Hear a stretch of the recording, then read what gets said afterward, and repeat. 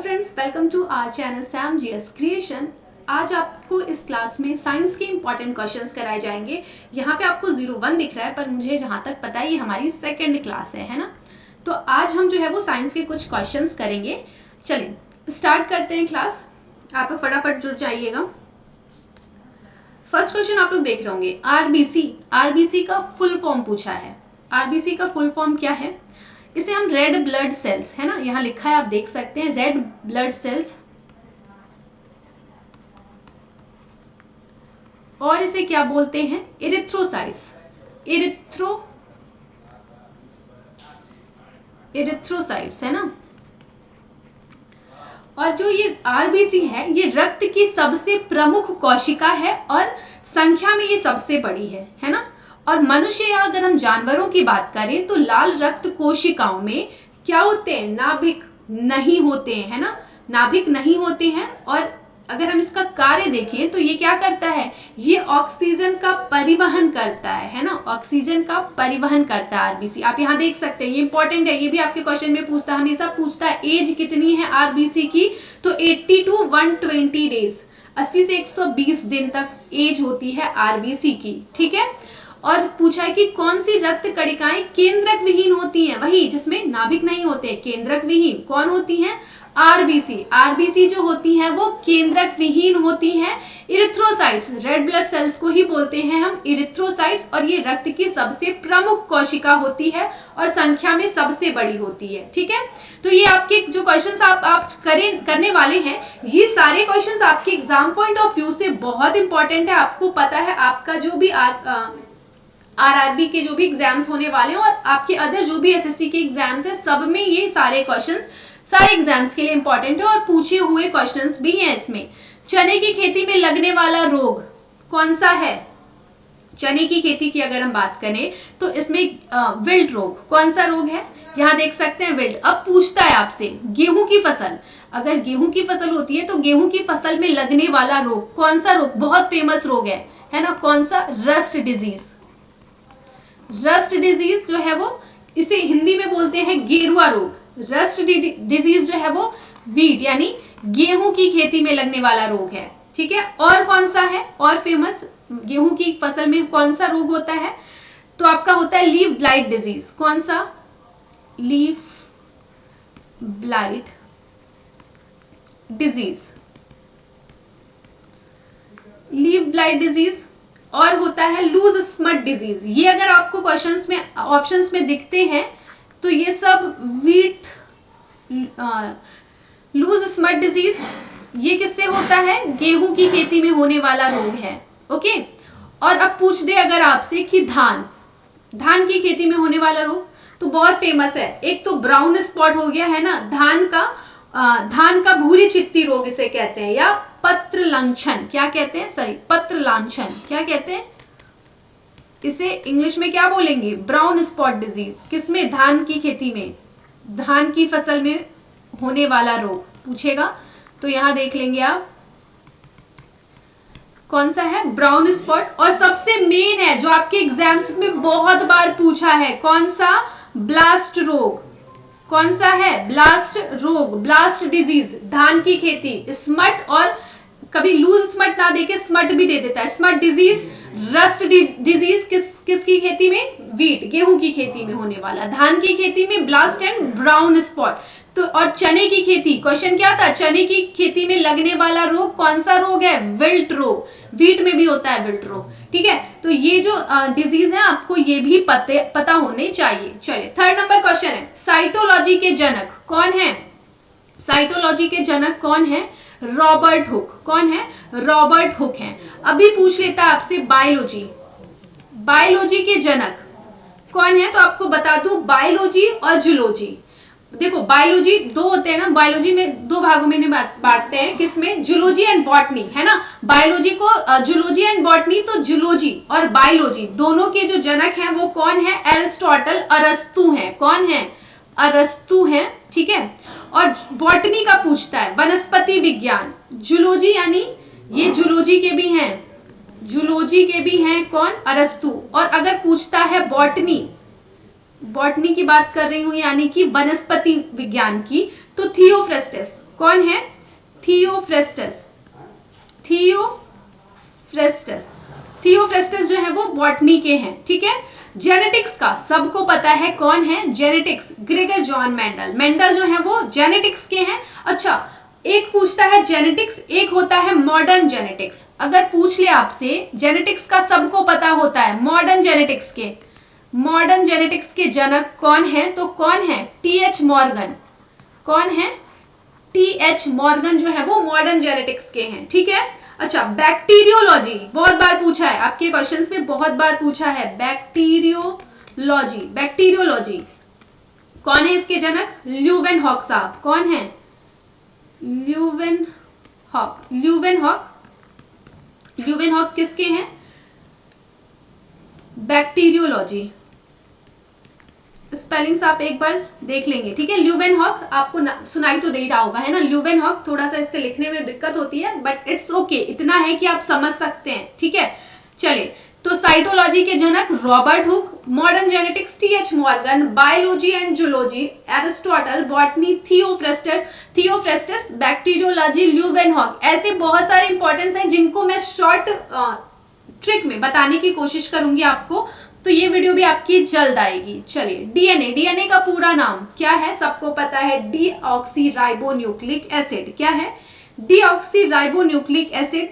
ये जो डीएनए है, ये मानव शरीर की तरह, जो मानव का शरीर होता है, जो ह्यूमन बॉडी है, वो तरह तरह के सेल्स यानी कोशिकाओं से बना होता है, जिसमें से एक अणु किसका होता है?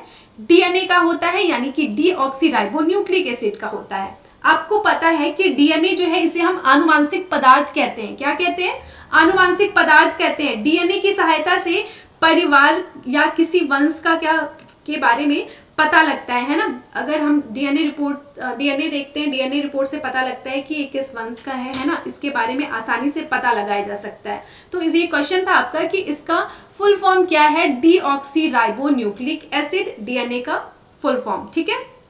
ये भी आपके बाद। अच्छा, आरएनए का क्या है? आरएनए, आरएनए का फुल फॉर्म क्या है? Ribose nucleic acid. क्या है? राइबोज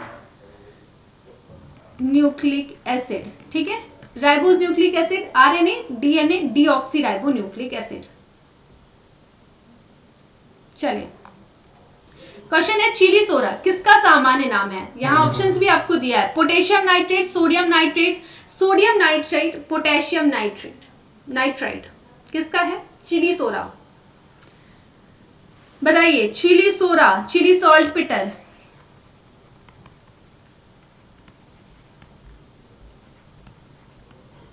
बताइए किसका सामान्य नाम है? तो इसका राइट आंसर हो जाएगा सोडियम नाइट्रेट। क्या होगा? सोडियम नाइट्रेट, ऑप्शन बी हो जाएगा, है ना। सोडियम नाइट्रेट, इसका रासायनिक सूत्र क्या होता है? NaNO3, NaNO3, है ना। NaNO3, चिली सोरा, चिली सॉल्ट पिटर इसका सामान्य नाम है। और इसका जो सामान्य नाम तो मैंने बता दिया क्या है, चिली सॉल्ट पिटर, चिली सोरा, ठीक है। और ये कहाँ पाया जाता है? ये आटाकामा। कहाँ पे? आटाकामा जो मरुस्थल है, वहां पे सर्वाधिक पाया जाता है सोडियम नाइट्रेट, ठीक है। अच्छा, ये चिली सोरा था। अभी कभी कभी पूछता है सोरा, अगर सिंपल क्वेश्चन में सोरा पूछता है, यानी सोरा यानी सॉल्ट पिटर की बात कर रहा है। ये किसका सामान्य नाम है? ये तो ये पोटेशियम नाइट्रेट, KNO3, किसका? KNO3, ये है पोटेशियम नाइट्रेट। पोटेशियम नाइट्रेट सोरा और सोडियम नाइट्रेट क्या है? चिली सोरा, ठीक है। ये आपको पता होना चाहिए। अच्छा, एक बात बताइए अब, sodium carbonate, sodium carbonate, sodium carbonate, बताइए इसका क्या कहते हैं? सोडियम कार्बोनेट आपको पता होगा, सोडियम कार्बोनेट को क्या कहते हैं? धावन सोडा, है ना, वॉशिंग सोडा, धावन सोडा। और इसका रासायनिक सूत्र क्या होता है सोडियम कार्बोनेट का? Na2CO3। क्या होता है? Na2CO3।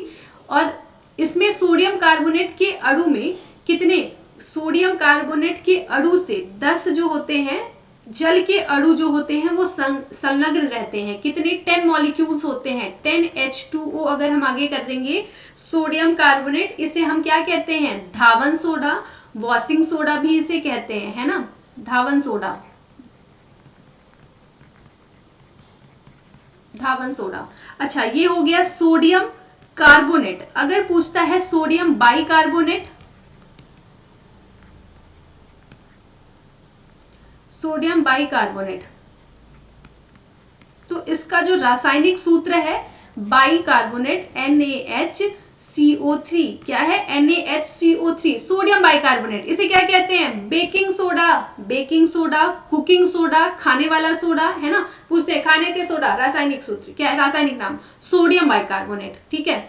बाई लगा देंगे, बाई लोग आती है तो क्या काम करती हैं? खाना बनाती है ना, ऐसे मतलब याद करने के लिए आप कर सकते हैं, सोडियम बाइकार्बोनेट, बाई आ गया तो ये खाने का सोडा है, कुकिंग सोडा है, बेकिंग सोडा है, ठीक है। तो ये आपको पता होना चाहिए, सोडियम बाइकार्बोनेट खाने वाला soda, cooking soda, sodium carbonate washing soda, ठीक है। और Chile soda, Chile saltpetre, sodium nitrate, और सिर्फ सोडा पूछता है तो KNO3 पोटेशियम नाइट्रेट, ठीक है। ये आपको फैक्ट्स ये साथ साथ ये भी पता होने चाहिए। चलिए नेक्स्ट क्वेश्चन है, वह धातु कौन सी है जो विटामिन B12 की घटक है? एक घटक पूछा है, कौन सी है? आयरन, मैग्नीशियम, जिंक, कोबाल्ट, क्या है आप बताएंगे? B12 की अगर हम बात करें तो इसे साइलोकोबालामिन, क्या बोलते हैं? साइलोकोबालामिन, ठीक है। और इसका अगर स्रोत पूछता है किससे मिलता है B12, विटामिन B12 की बात कर रहा है, तो इसका स्रोत क्या है? मांस, मछली, अंडा, ये सारे जो हैं वो इसके स्रोत हैं। और इसकी कमी से होता क्या है? एनीमिया, एनीमिक हो जाता है पेशेंट, है ना। रक्ताल्पता, क्या कहते हैं? रक्ताल्पता, यानी कि एनीमिया, रक्त की कमी हो जाती है, ठीक है। विटामिन B12 जो है, इसका जो पूछा है एक घटक, प्रमुख घटक अगर इसका पूछे तो क्या है? कोबाल्ट है, साइलोकोबाला, इसके नाम से ही पता चल जाएगा, है ना। साइलोकोबालामिन, यानी कि कोबाल्ट की बात हो रही है। साइलोकोबालामिन B12 का एक घटक क्या है? कोबाल्ट है। और इसका स्रोत क्या है? मछली, मांस, अंडा, जिगर, ये सब जो है वो इसके स्रोत हैं। और इसकी कमी से क्या होता है? रक्ताल्पता होती है ना। तो यहाँ देख लेंगे आप। चलिए नेक्स्ट क्वेश्चन है, और भी विटामिन, जितने भी कौन से विटामिन से क्या, मैं अभी यहाँ पे सारा नहीं पढ़ा रही हूँ, आपको मैं बता दूं कि इसकी प्रॉपर एक डिटेल क्लास होगी विटामिन पे, उसमें मैं आपको विटामिन के बारे में बताऊंगी। तो एक एक विटामिन के बारे में हम डिस्कस करेंगे। चलिए नेक्स्ट क्वेश्चन है, कौन सा विटामिन हमारे शरीर में सबसे अधिक तीव्रता से बनता है? Vitamin D, B, C, A, कौन सा विटामिन बनता है? तो आप सबको पता है कौन सा है, बिल्कुल ठीक है, आप सबको पता है कि विटामिन D हो जाएगा, है ना। विटामिन D का जो संश्लेषण है वो किससे? सूर्य के प्रकाश में, है ना। सूर्य के जो प्रकाश में उपस्थित जो पराबैंगनी किरणें होती हैं उनके द्वारा। त्वचा के कोलेस्ट्रॉल, किससे? जो त्वचा का जो स्किन का जो कोलेस्ट्रॉल होता है उसके द्वारा होता है। और विटामिन D पूछता है, बहुत बारी पूछा आपके एग्जाम्स में, इसका रासायनिक नाम, जैसे कि B12 का रासायनिक नाम क्या था? साइलोकोबालामिन था। वैसे ही पूछा है कि विटामिन D का रासायनिक नाम क्या है? कैल्सीफेरॉल, क्या है? कैल्सीफेरॉल। कैल्सीफेरॉल जो है वो किसका? विटामिन D का रासायनिक नाम है। और पूछा है कि सबसे अधिक तीव्रता से हमारे शरीर में कौन सा विटामिन बनता है? तो विटामिन D, सूर्य की प्रकाश में, है ना, जो पराबैंगनी किरणें होती हैं उनसे हमारी त्वचा के कोलेस्ट्रॉल द्वारा बनता है। तो राइट आंसर हो जाएगा इसका A, vitamin D। Next question है, टार्टरिक अम्ल में नहीं पाया जाता है। ये जो ऑप्शंस आप देख रहे हैं, ऑप्शन A इमली, टमारिन, ग्रेप, अंगूर, रॉ मैंगो, कच्चा आम, स्पिंच यानी कि पालक, किसमें नहीं पाया जाता पूछा है। टार्टरिक एसिड नॉट फाउंड पूछा है ना, किसमें नहीं पाया जाता? तो सॉरी, आपको पता चल गया होगा, है ना, स्पिंच, पालक में। सामान्यतः अगर हम देखें तो स्पिंच यानी पालक की अगर हम बात करें तो पालक में कौन सा? पालक में मुख्यतः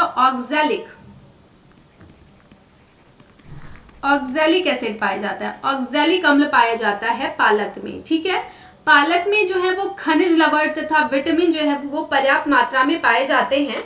और पूछता है कि पालक में मुख्यतः कौन सा एसिड पाया जाता है, तो कौन सा ऑक्सैलिक अम्ल पाया जाता है पालक में। अब बाकी जो है इमली, अंगूर और कच्चा आम, अगर इसमें हम बात करें तो टार्ट्रिक एसिड पाया जाता है ना। तो इन सब में आप देख ही सकते हैं किसमें नहीं पाया जाता, तो पालक में नहीं पाया जाता।